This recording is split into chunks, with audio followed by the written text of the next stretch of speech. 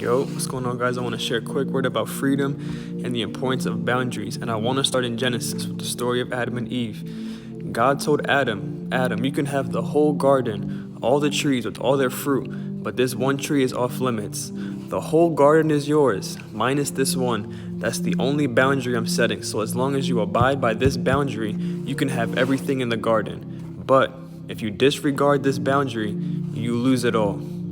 You see, God has created us as free creatures with the ability to make our own decisions.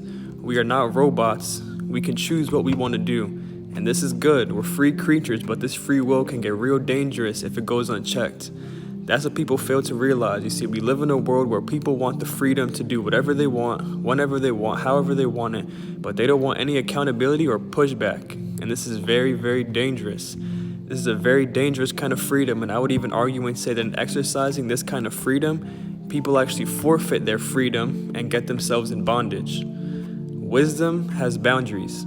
This is why the Bible says at the beginning of wisdom is the fear of the Lord, because when you fear the Lord, He keeps you lined up and within the boundaries of His purpose for you, and that's where being wise begins. When you dishonor the Lord, you will lead yourself beyond the boundaries that He's established for you, and you'll find yourself deeper and further than you ever planned, now bound to toxic people, unhealthy lifestyles, dangerous behaviors, doing things you know you shouldn't be doing, with people you know you shouldn't be hanging around, in places you have no business being in. Boundaries are not bondage. We have to understand that although all things are permissible, not all things are beneficial.